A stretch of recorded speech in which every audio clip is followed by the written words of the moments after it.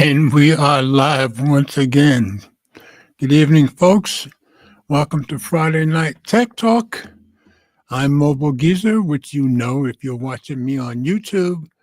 But of course, since we simulcast on Facebook, sorry about that. If you can watch me on Facebook under Mobile Geezer or George Hayes, as we simulcast on all three. We do this every Friday night. I find some articles that I think might be interesting to other tech heads like myself, which I assume you are if you're here. And if there's a big event, I try to highlight that and find an article talking about that. And we chat back and forth in the comments. And anything that you guys find interesting or comment you want to make about any of the stories or whatever other comment you want to make, just put it in the chat. If you're new here, say hello and let us know where you're from. As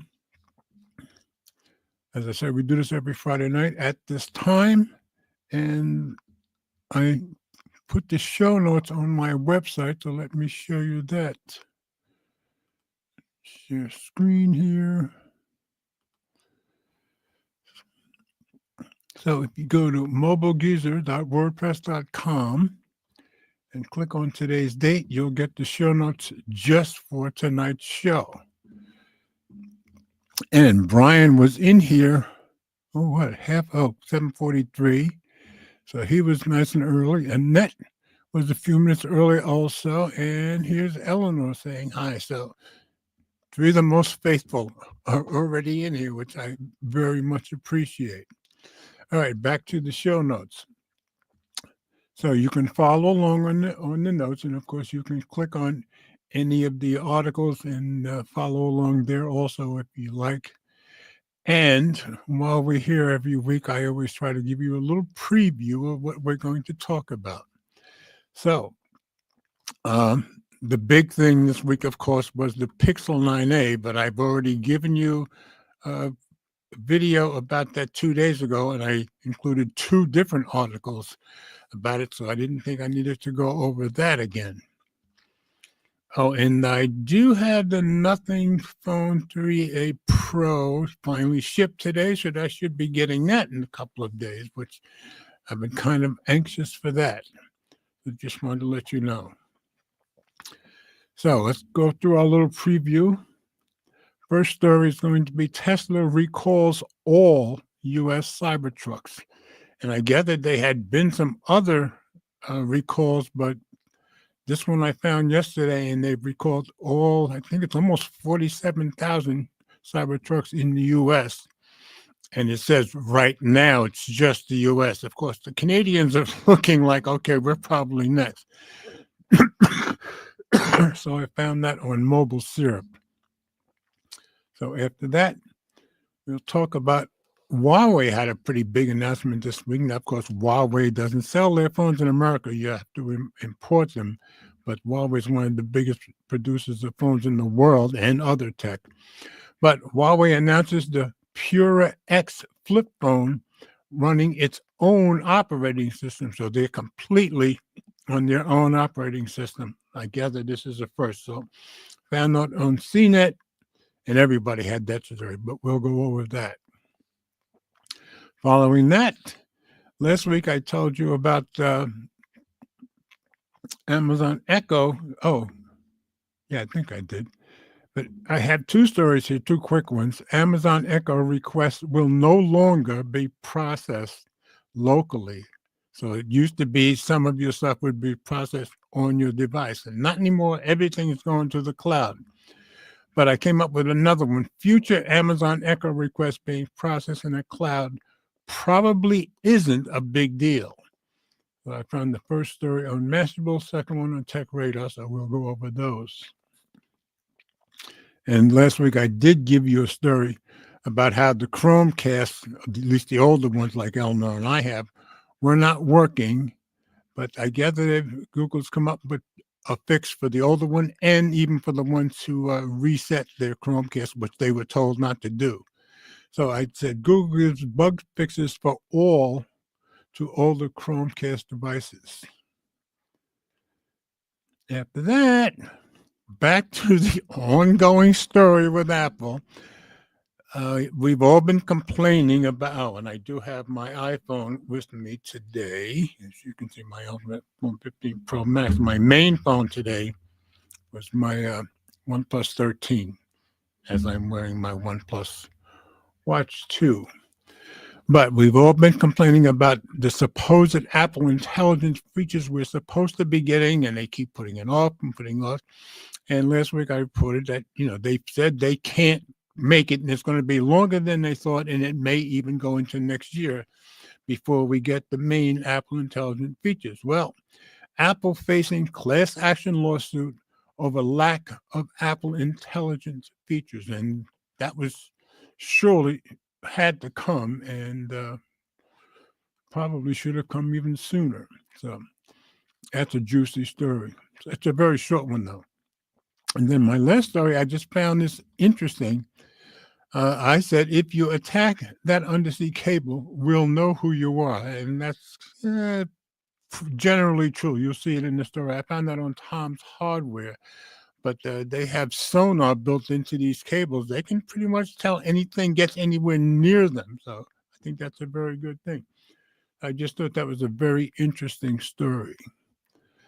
So, and Brian, of course, said crapple unintelligence. That's what it's been so far. Can't deny that, Brian. That's a very apropos title you've given it. So, I imagine, I can't imagine how many people must have been fired over this by now, which they probably should have been. As a former programmer, developer in today's parlance, all this whole time, I'm like, okay, somebody really isn't doing their job or is really bad at their job, as far as I can tell. So, nothing else new. You can always depend on Brian to come up with the exact right phrase, and he did it again. All right, we go back to the top. If Ted comes in, I'll certainly let you know, and certainly by some miracle, Will comes in, I'll certainly let you guys know. But we'll go to the first story. Tesla recalls all U.S. Cybertruck cells. Let's go on Mobile Syrup. Tesla recalls all Cybertrucks because they're literally falling apart. And if any of you guys follow Cobra Told You, that's Kobra Told You, one word, in California, he pretty much channel has done just Tesla stuff now. He has a couple of Tesla cars. He's had the Cybertruck, and he puts out very good videos. And he's shown how some of this stuff has been falling apart, and he's had to deal with recalls. But this is the first one I've seen where they recalled all of them. So the recall is U.S. only for now, and that was written by Brad Bennett yesterday. So let's drop it into Reader View and get rid of these ads. Tesla is recalling 46,096 Cybertrucks in the U.S., or in other words, all the Cybertrucks it's ever sold in the States.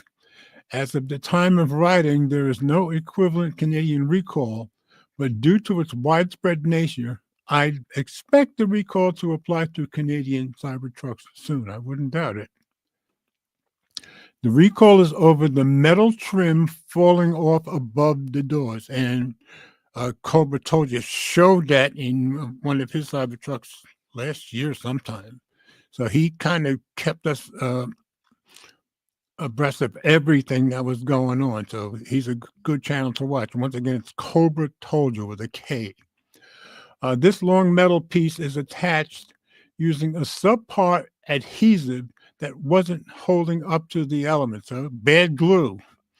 Once the trucks go in for the recall, the company is replacing the adhesive holding the metal rail onto the truck with something, they're not saying what, that can better hold up to the elements. I can only assume it's better glue or something, better adhesive of some kind. So, according to Electrek, Tesla still hasn't made this fix to the Cybertruck assembly line, so they hadn't done it, on the ones coming out yet. But hoping to implement it around March 21st. So today should have been the first day they actually put it into the trucks that are coming out. These trucks won't be shipped to customers until they're fixed. This is the 8th recall, I didn't know this, on the Cybertruck, and the second one to feature outside trim falling off in the short time that the truck has been on the roads. One of the first recalls was related to the accelerator getting stuck. Yeah, I remember that one. Cobra told us about that, and so did others. And that was kind of a dangerous one, like it says here, which is super dangerous for a giant vehicle that can move as fast as the Cybertruck. That's true. And I gather they took that one very seriously and they got that recall done real quick. And I didn't hear of anybody who got killed or hurt from it. So I guess it worked out okay. Perhaps the most revealing thing about this new recall is how many Cybertrucks Tesla has actually sold. During the accelerator recall in April last year, the company had only managed to sell around 4,000. But now that number is up to over 46,000. Big jump. You'd think that the constant recalls and the public's perception of the vehicle would slow it down. But it appears that people are still falling for the American automaker. So I just thought that was an interesting story. And I won't be getting a Cybertruck, but for anybody who's interested, I think, the whole fascination with Cybertrucks and Tesla, especially right now, I think we all kind of interested in it, and at least I was able to give a story where somebody wasn't burning one or shooting at it. So interesting. Hopefully they'll get all of that fixed. The funny thing is, with Cobra told you and others that I've seen, they complain about all these issues they've had, especially with the trim and that kind of stuff, and it being sharp and cutting people. But they always seem to love having the Cybertruck and driving the Cybertruck. So it seems like no matter what the issues are, they still love this thing. So very interesting. Brian said, not going to help Elon's Tesla stock. Yeah, well, they need the help right now. He had somewhat of an emergency meeting with his employees yesterday, and he did a very good talk about even though this stuff is going on, he's having a hard time believing it too. They should hold on to the stock because the future is exciting, and that's probably very true. So, and the employees were very supportive, as they always seem to be. All right, next story. Huawei announces the Pura X flip phone running its own operating system. I pulled this off CNET, but a bunch of people had this story. And like I say, if you want a Huawei phone, you have to import it. This one may be worth it. I'm sure we'll be seeing videos about it very quickly now. Huawei's Pura X is a wide-set flip phone with a DeepSeek AI assistant. The new phone, if you remember, we did a story about DeepSeek and challenging ChatGPT weeks ago. And ChatGPT now wants the government to shut DeepSeek down in America, but I don't think they want the competition.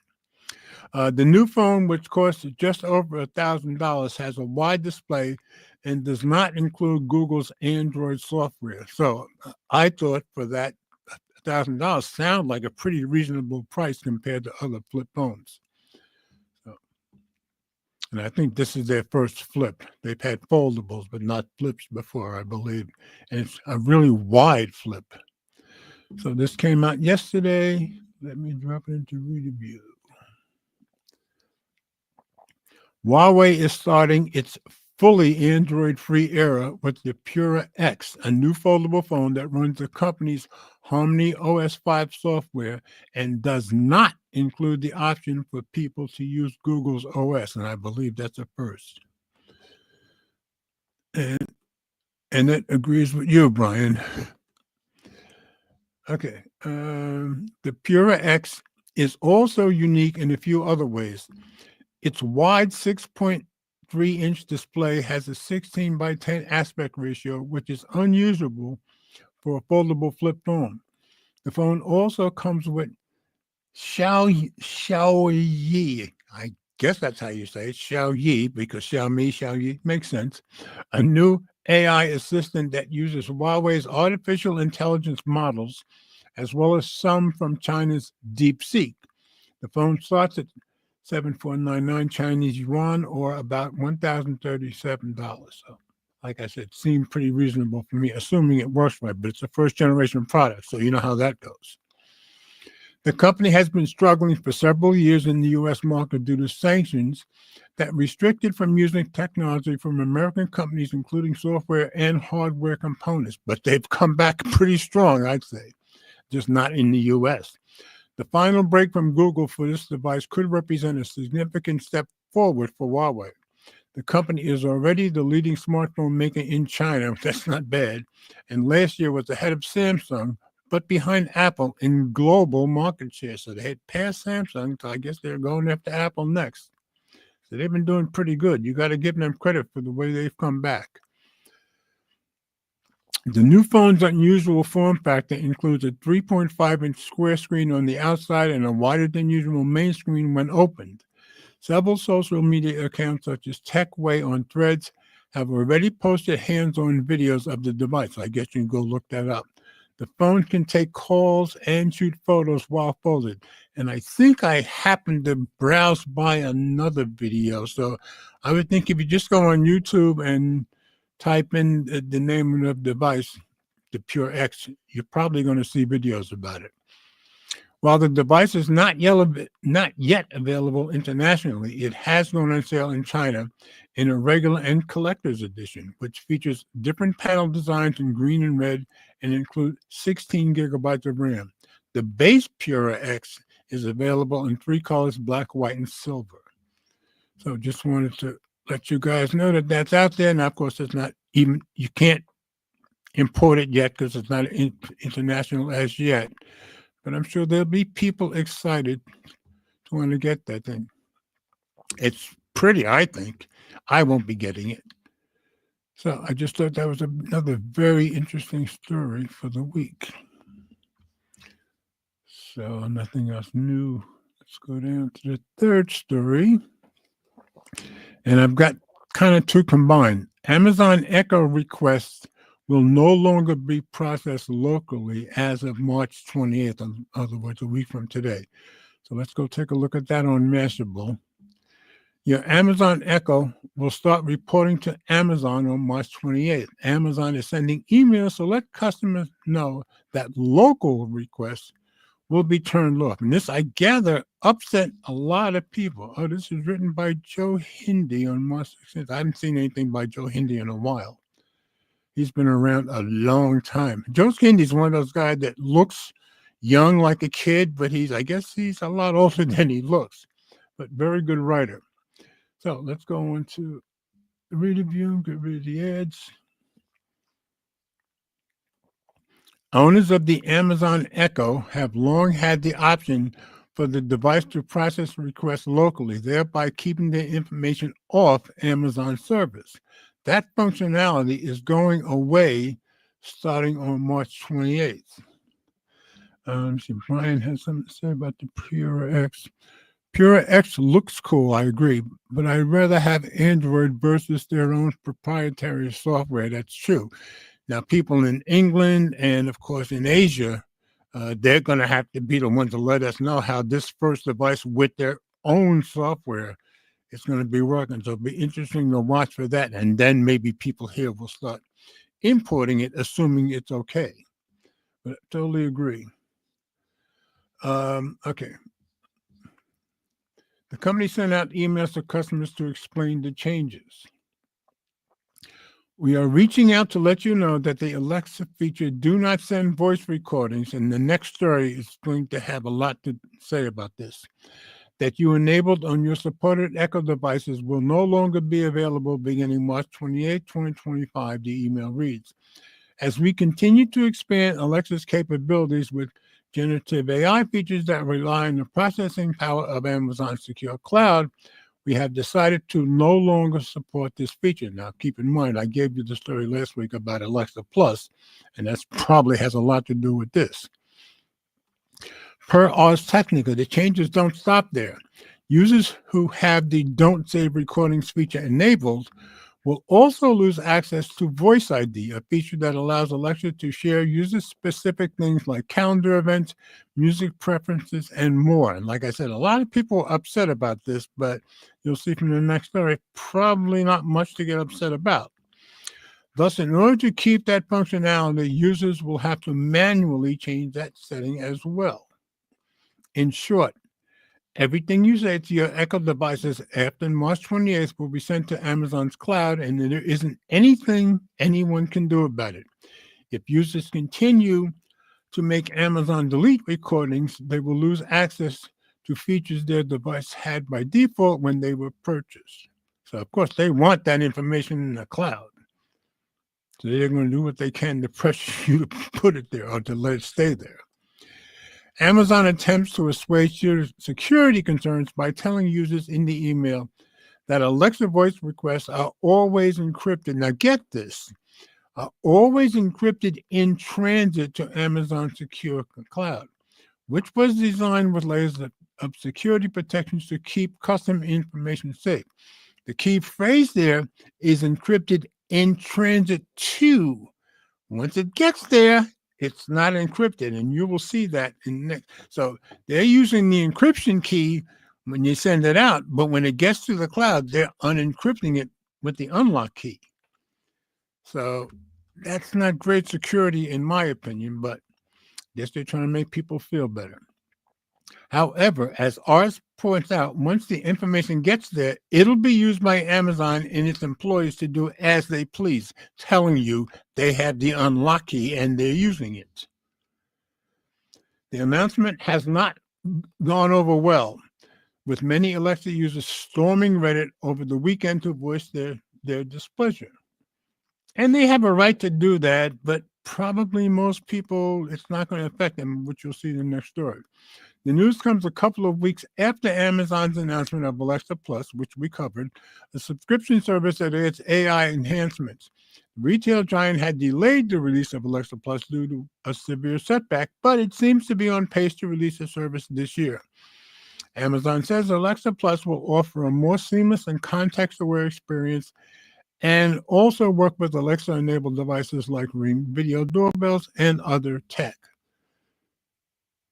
So like you can see where people would have gotten upset by that, but let's go take a look at the next story, and you'll see there's not going to be many people, at least not that many, to be upset about it. This one's by Lance Ulanoff, and this was on Tech Radar. Amazon's big Alexa voice processing change may not be the privacy nightmare you think it is. And this was published 3 days ago. It's not what you think. So into read review we go.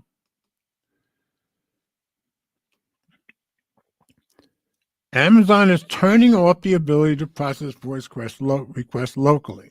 The seemingly major privacy pedant, yes, seemingly, and one that some Alexa users might not appreciate. However, get this change affects exactly 3 Echo devices, and only if you actively enable do not send voice recordings in the Alexa app setting. So it's not going to be a lot of people affected by this. Right. It's potentially not that big of a deal. And to be fair, the level of artificial intelligence Alexa Plus is promising, let alone the models it'll be using, all but precludes local processing. Yeah, it's going to have to be in the cloud because you're not going to have the gigabytes to do it on locally. It's pretty much what Daniel Rausch, Amazon's VP of Alexa and Echo, told us when he explained that these queries would be encrypted, partially, sent to the cloud, and then what it should say, in my opinion, it should say, and then unencrypted and processed by Amazon and partner Anthropic's AI models at service for far, far away. So it's implied that they're unencrypting it before it gets to the cloud, but they're not telling you that specifically, which I think they should, because that's what's happening. I used to work with encryption keys a lot when I was programming. That's what's happening, but let's unpack the general freakout. And yeah, he's right about that. So let's go take a look. After Amazon sent an email to customers, actually only those who seem to own an Echo Dot 4, Echo Show 10, third gen, and Echo Show 15. So not many people, I would suspect, that the option to have Alexa voice queries processed on device would end on March 28th. Some in the media cried foul. You wonder how many people actually even told it not to send. Probably not that many. They had a point. Amazon didn't have the best track record when it comes to protecting your privacy. In 2019, there were reports of Amazon employees listening to customer recordings. That's true. I remember those. And there was a lot of those stories around then. Later, there were concerns that Amazon might hold on to recordings of, say, you yelling at Alexa because it didn't play the right song. Amazon has since cleaned up its data act with encryption and, with this latest update, promises to delete your recordings from its services. So let's hope they keep that promise. A change for the few. That's right. This latest change, though, sounded like a step back because it takes away a consumer control, one that some might have been using to keep their voice data off Amazon servers. However, the vast majority of Echo devices out there aren't even capable of on-device voice processing, like the stuff Eleanor and I have, not a chance, which is why most of them didn't even have this control. A few years ago, Amazon published a technical paper on its efforts to bring on-device speech processing to Echo devices. Yeah, hard to do unless you have a heck of a lot of gigabytes of RAM. They were doing so to put processing on the edge and reduce latency and bandwidth consumption. Turns out it wasn't easy. Amazon described it to be a massive undertaking. That's because you need massive amounts of storage. The goal was to put automatic speech recognition, whisper detection, and speech identification locally on a tiny, relatively low-powered smart speaker system. In other words, probably not possible.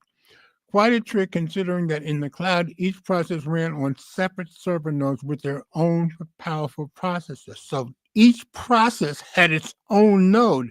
How are you going to run that locally? It's not possible. The paper goes on into significant detail, but suffice to say that Amazon developers used a lot of compression to get Alexa's relatively small AI models to work on local hardware, and I'll bet you it didn't work right. It was always the cloud. In the end, the on-device audio processing was only available on those 3 Echo models, but there's a wrinkle here. The specific feature Amazon is disabling, do not send voice recordings, never precluded your prompts from being handled in Amazon Cloud, and you'll see what they mean in a second. The processing power that these few Echoes had was not to handle the full Alexa query locally. Instead, the silicon was used to recognize the wake word Alexa, record the voice prompt, use voice recognition to make a text, here's the key, transcription of the prompt, and send the text to Amazon's cloud where the AI acts on it and sends a response. So yes, you told it not to record the voice or send the recorded voice, but they were still sending a text transcript no matter what you said. So not a big deal because they were already doing it, just not with your voice. The local audio was then deleted.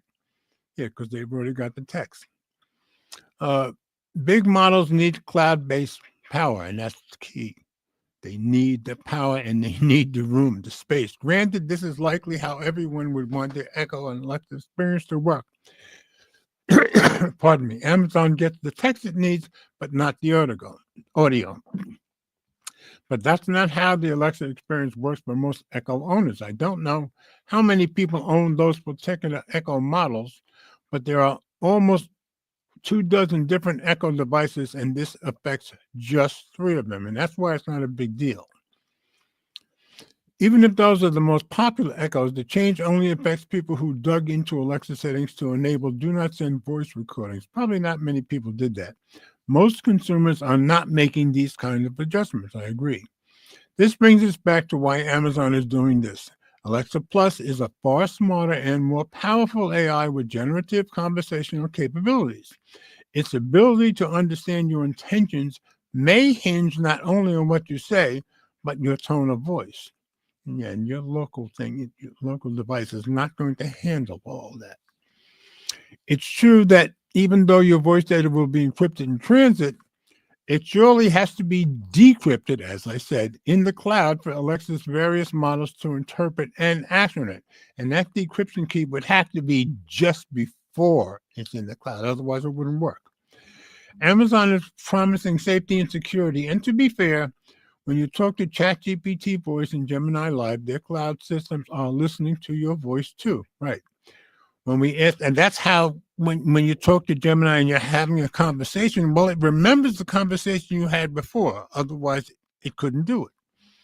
When we asked Amazon about the change, here's what they told us. The Alexa experience is designed to protect our customers' privacy and keep their data secure, and that's not changing. We're focusing on the privacy tools and controls that our customers use most and work well with generative AI experiences that rely on the processing power of Amazon Secure Cloud, because that's the only place it's going to work properly. Customers can continue to choose from a robust set of tools and controls, including the option not to save their voice recordings at all. We'll continue learning from customer feedback and building privacy features on their behalf. So if you don't want your stuff in the cloud, you're just not going to be able to use this stuff. But as long as the most impactful models remain too big for local hardware, and that's probably always going to be that way, this will be the reality of a generative AI experience. Amazon is simply falling into line in preparation for Alexa Plus, right? It's not great news, but also not the disaster and privacy and data safety nightmare it's made out to be. Totally agree. So I thought that basically you had to follow up the other story, because the other story made it sound like it was such a terrible big deal, and it's not a big deal because not many people are going to be using it or have the capability to use it with their devices. So let me get a quick sip of Coke.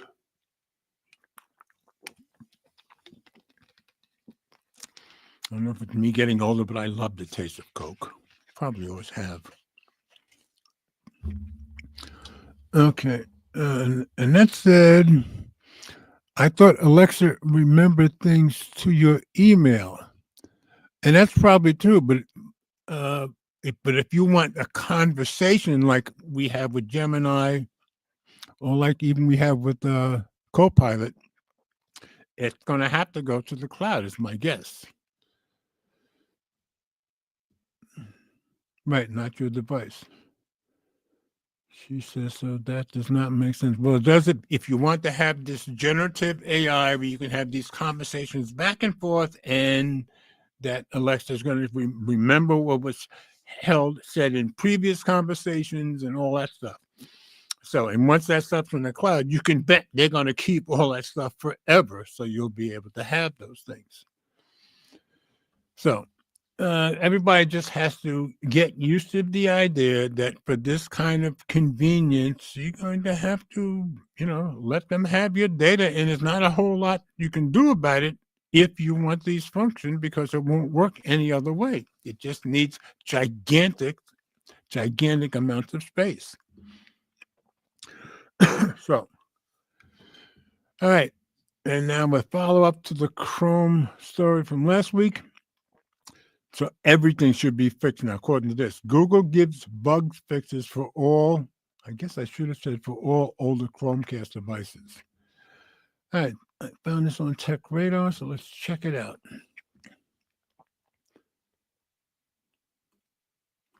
Google rolls out another Chromecast bug fix because they already had put one out there. I didn't even know about that one.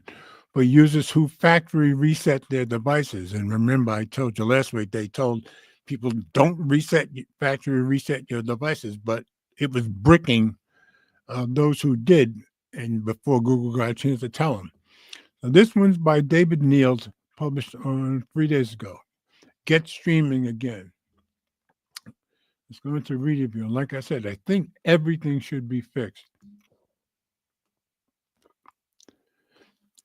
It seems as though the saga of the Chromecast untrusted device bug is finally drawing to a close. Google has now pushed out an additional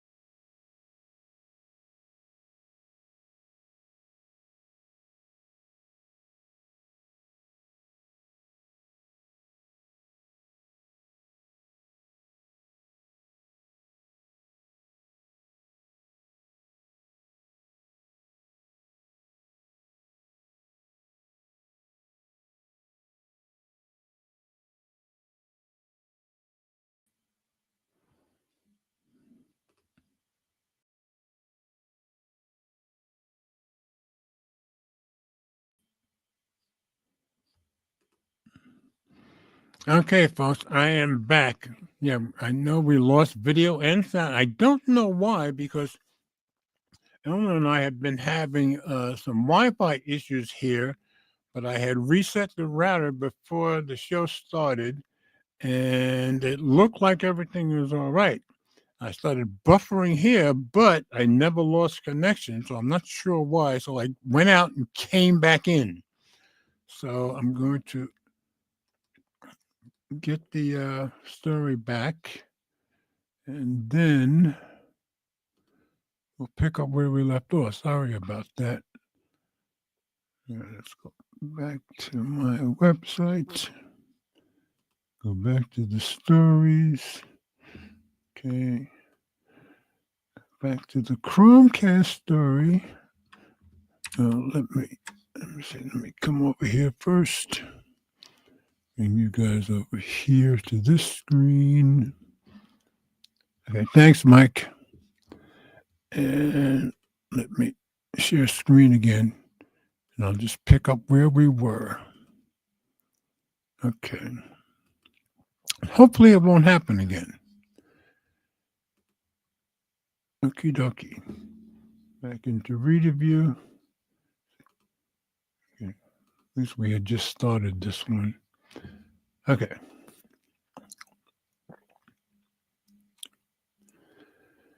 All right.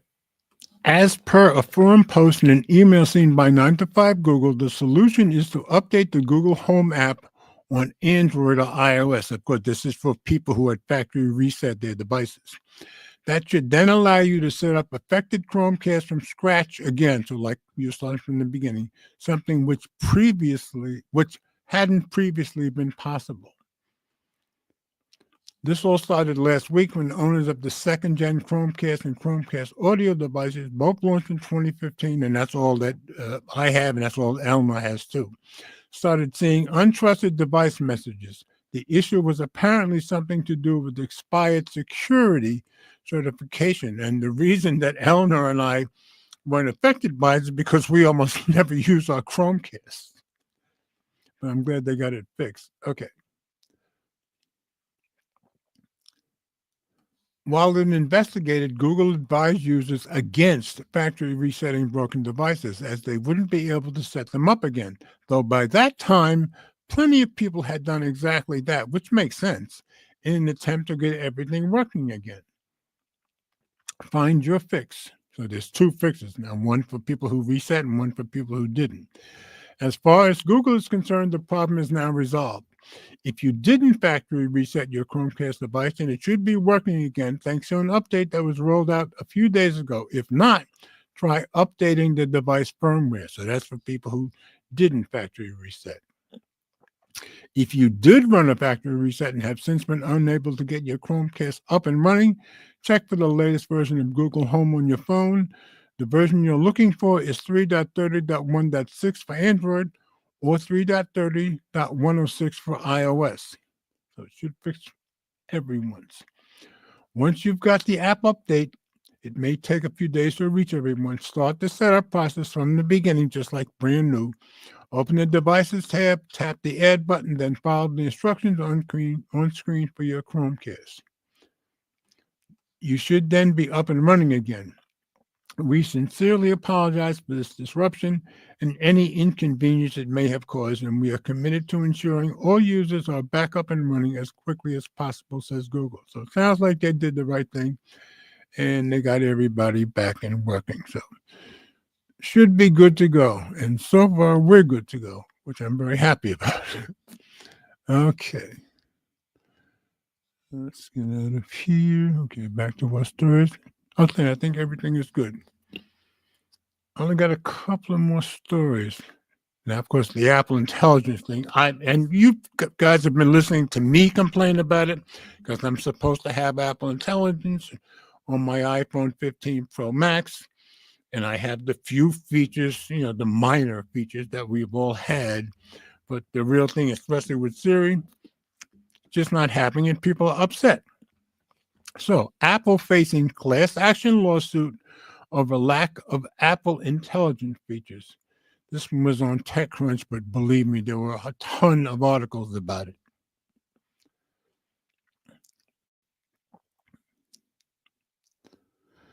So Apple faces lawsuit over Apple Intelligence delays. And this, I believe, came out, just came out yesterday. Yeah. So let's go into reader view. Oh, and it was written by Kyle Wiggers. Right, into reader view we go. Apple has been sued in federal court over what plaintiffs allege is false advertising of several Apple Intelligence features. Absolutely it is. Filed Wednesday in U.S. District Court in San Jose, the suit seeks class action status and damages on behalf of those who purchased Apple Intelligence capable iPhones and other devices. Yeah, because all the people who got iPhone 16 phones, they were promised month after month after month that they were getting these features. And in the beginning, it was, well, it'll be there by December. This was in September. Then it'll be there in the beginning of the year. And now they're saying it may not be there till next year or the end of this year. So they don't know. So plaintiffs claim that device owners haven't received the Apple Intelligence features they were promised. No, we have not. Apple's advertisers cultivated a clear and reasonable consumer expectation that these transformative features would be available upon the iPhone's release. That's right. Reached the complaint filed by attorneys for the plaintiffs. And we keep seeing commercials of get iPhone 16 with Apple Intelligence. Well, it really doesn't have much Apple Intelligence.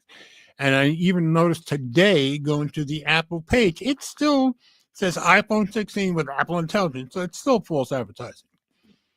Contrary to defendants' claims of advanced AI capabilities, the products offered a significantly limited or entirely absent version of Apple Intelligence. That's exactly right.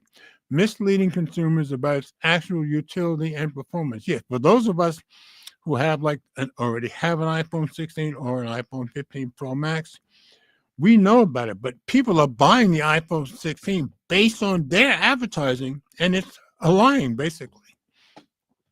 The suit is the latest headache for Apple as it struggles to bring highly anticipated Apple Intelligence capabilities to market. Bloomberg reported Thursday that Apple CEO Tim Cook had lost confidence in the ability of AI head John Giannandrea, hey, I said it right, to execute on product development. My guess is he's gone. I'll be surprised if he isn't gone.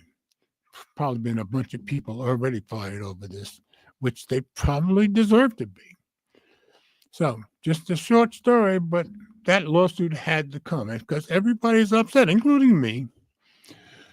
So I've got one more story, and I just thought this was an interesting one for us tech nerds. I just said, if you attack that undersea cable, we'll know who you are. That may or may not be true, but I thought it sounded good. This was on Tom's Hardware. New undersea cable tech listens for sabotage. I think this is cool. Can be retrofitted to existing fiber optic lines. They don't have to spend millions of dollars. They can put them on the ones that are already there. And this is by Joey Morales. And I've seen articles by him or her, I'm not sure which, before. This tech adds sonar sensing to fiber optic cables. This is the kind of stuff I think is very cool. Let's go to reader view. German tech company AP Sensing just developed a technology that lets undersea cables detect tampering and sabotage through sound waves. That's great. The company tested its new distributed fiber optic sensing last year when it sent a diver to make contact with an underwater cable it was monitoring. He stops and just touches the cable lightly. That is so cool. You clearly see the signal, Daniel Gerwig, global sales manager at AP Sensing, told BBC. The acoustic energy which travels through the fiber is basically disturbing our signal. We can measure this disturbance. And I guess they can probably get a lot of information from that. That's what it sounds like to me. This technology works like sonar, where it senses vibrations traveling through the water by monitoring the light traveling within the fiber optic cable. So water would be a great carrier for this stuff, so they can probably catch every little movement.